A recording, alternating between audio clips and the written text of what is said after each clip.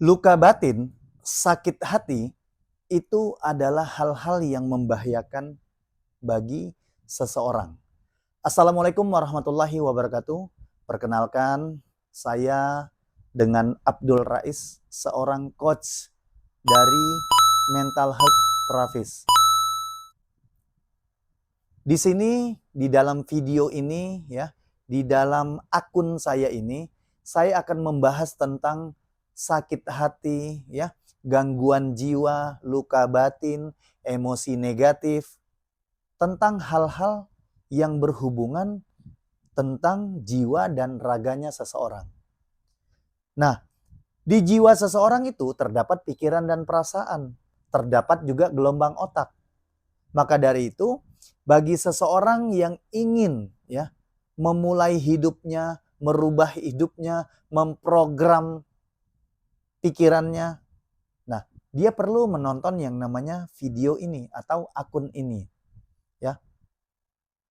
Yang paling penting juga, saya juga membahas tentang pikiran bawah sadar, pikiran tak sadar, dan pikiran sadar. Nah, semua ini ada di dalam diri kita. Dan yang tak kalah penting, ada yang namanya hati, ada yang namanya kolbu. Pikiran bawah sadar, kolbu, hati, itu tempat menyimpan data, tempat menyimpan memori. Kalau data memori itu yang tersimpan positif dan negatif, kenapa masih banyak orang yang mengalami luka batin ataupun sakit hati? Karena apa? Sakit hati ataupun luka batin ini dipengaruhi oleh data-data ataupun memori di bawah sadar seseorang tentang hal-hal yang negatif. Peristiwa-peristiwa masa lalu yang menyedihkankah? Yang mungkin membuat seseorang menjadi marahkah? Kita perlu yang namanya menyembuhkan luka batin itu dengan punya pemahaman yang baik, dengan punya pengetahuan yang baik. Itulah yang ditinggalkan oleh Nabi Muhammad pesannya melalui al-ilmu qoblal amal. Sebelum kita menjalani hidup ini, entah itu kamu sebagai ayah, sebagai ibu, sebagai suami, sebagai istri, itu kan perlu ilmu dulu. Supaya apa? Tidak trial and error dalam menjalani hidup ini. Begitupun dalam kamu menjalankan usaha, berbisnismu, bekerjamu di sebuah perusahaan. Ilmu itu penting, teman-teman. Ilmu itu akan membuat pekerjaanmu jadi baik. Hasilnya. Makanya setiap seseorang masih punya trial and error, masih mudah sakit, perutnya masih buncit. Artinya apa? Bawah sadar tadilah yang belum baik. Bawah sadar inilah yang perlu diperbaiki. Diperbaiki untuk apa? Diprogram ulang. Tentang apa? Tentang yang namanya belief system, pengetahuan-pengetahuan yang masih salah, pengetahuan-pengetahuan yang belum baik. Inilah hal-hal yang perlu kamu, kita semua sadari semua. Terus,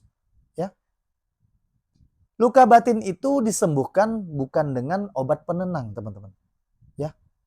Makanya banyak orang yang melakukan narko-narko karena dia tidak sanggup menerima kejadian-kejadian negatif. Atau disebut juga dengan masalah-masalah. Tapi kalau seseorang punya ilmu, punya pengetahuan, punya wawasan, dia ngerti kok memberi arti yang positif. Dia berani kok menerima sebuah tantangan itu. Bukan lagi masalah yang dimunculkan di pikirannya. Bukan lagi sebuah ujian, tapi sebuah tantangan untuk dia lewati. Untuk apa sih? Kita ini naik kelas, kita ini bertumbuh, kita ini tambah bijaksana, tambah pintar. Artinya kita bisa melewati sebuah tantangan yang sudah kita sendiri yang datangkan dan Allah izinkan juga datang dalam hidup kita. Inilah pentingnya untuk hidup mempunyai ilmu. Contohnya teman-teman, kalau kita berhaji, kalau kita berumroh, artinya kan kita perlu manasik dulu. Manasik itu apa sih? Kegiatan-kegiatan yang akan kita lakukan di Arab Saudi sana, Masjidil Haram dan di Madinah, Mekah dan Madinah, untuk dilakukan dulu di Indonesia ini. Bukan hanya sekedar kita langsung berangkat di sana, tapi ada ya pelajaran-pelajaran secara teori, secara prakteknya, bagaimana mikot, bagaimana memasuki Masjidil Haram, bagaimana tawaf, bagaimana sa'i, bagaimana tahalul. Nah, ini semua perlu kita pelajari. Ya, begitupun dalam menjalani hidup berumah tangga. Perlu kamu pahami ilmunya. Nah, ilmu yang kita tanamkan ke bawah sadar tadi, yang disebut juga dengan kolbu, ya, subconscious mind, data tadi tersimpannya secara permanen dan jangka panjang di pikiran bawah sadar itu. Untuk apa sih? Untuk membentuk yang namanya perilakumu. Perilakumu baik berdasarkan datanya yang sudah baik. Perilakumu belum baik karena kamu belum program ulang data itu. Penting teman-teman. Makanya ratusan orang yang sudah ikut terapi, ya, konseling, ya, private coaching, alhamdulillah secara psikosomatiknya, ya, secara sakit diabetesnya, gangguan jantungnya, insomnianya, ya, nyeri kepalanya, sakit pinggangnya, jerawatnya, ya,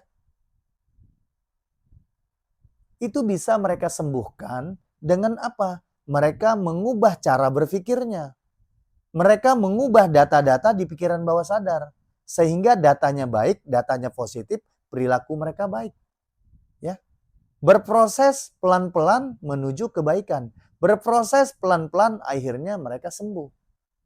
Sembuh dari luka batin akhirnya bisa sembuh ke kesehatan raga itu.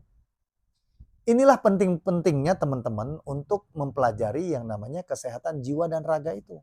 Karena kesehatan jiwa dan raga ini mempengaruhi yang namanya rezeki. Ya, ada rezeki keuangan, ya, ada rezeki kesehatan, ada rezeki rumah tangga, ada rezeki relasi-relasi atau peluang-peluang itu datangnya gimana sih?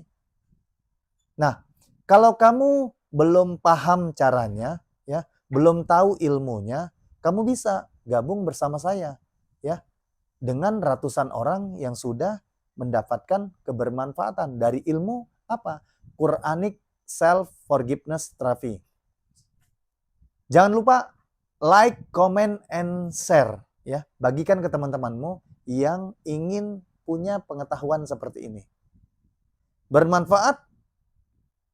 Wassalamualaikum warahmatullahi wabarakatuh.